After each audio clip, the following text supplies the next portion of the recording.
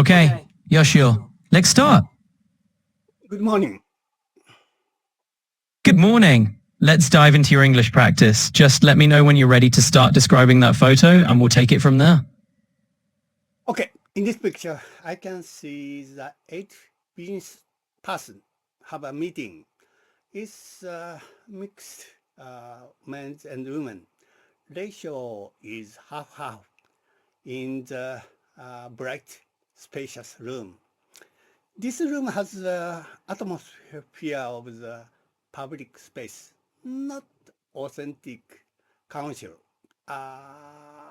not company's meeting room. Maybe the space of some hotels. So there's a white table and white chairs in the big space. So it must be the company's study tours.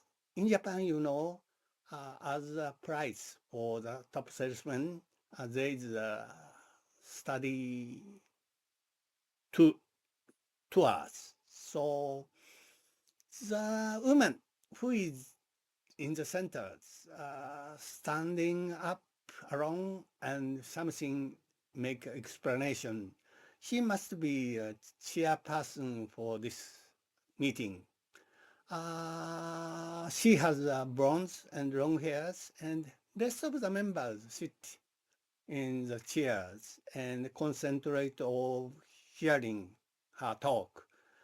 Over there of the table, there is a little slanted big white windows, and that window taking the lot of the light from the outside.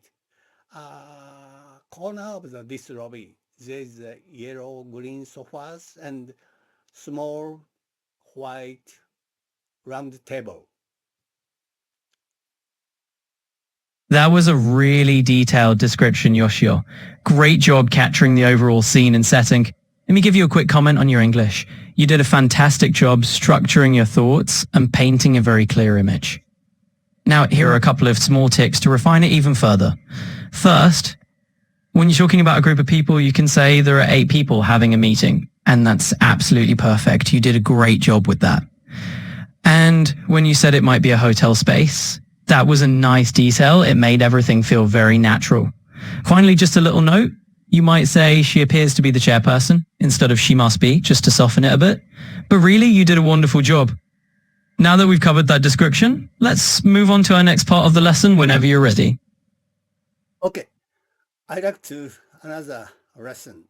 I read my collocation word, and just after you repeat my collocation, it's a very important procedure, so I can confirm you understand my collocation. And after that, you make some suitable English composition, including that collocation. Absolutely. That sounds like a great next step. So first you'll say the collocation. I'll repeat it back to confirm I've understood you. And then I'll create a short English composition that includes that collocation. Let's go for it whenever you're ready. Got it. Sorry, I started again. Generational conflict. I see. The collocation is generational conflict. Thanks for clarifying that. So let's go ahead and create a quick sentence to confirm everything sounds right. Here we go. Future of mankind. Absolutely. The collocation here is future of mankind. Let's use that in a sentence. For example, discussions about the future of mankind often bring out generational conflict as different age groups have very different perspectives. You did great. Just let me know if you want to try another one. Industrial Revolution. All right. The collocation is Industrial Revolution. Let's put that into a sentence. For example, during the Industrial Revolution, generational conflicts often emerged as new technologies reshape the future of mankind. Great job. Let's keep practicing like this. Raw materials. Absolutely. The collocation is materials. Let's weave that into a sentence. How about this? The Industrial Revolution introduced materials that transform the future of mankind, often leading to generational conflict. This is going smoothly. Let's keep it up. Not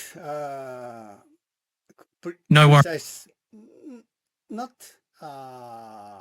precise my word. So I said raw materials.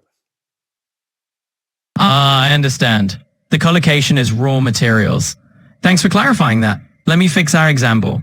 During the Industrial Revolution, the use of new raw materials reshaped the future of mankind and occasionally sparked generational conflict. Perfect, let's keep going.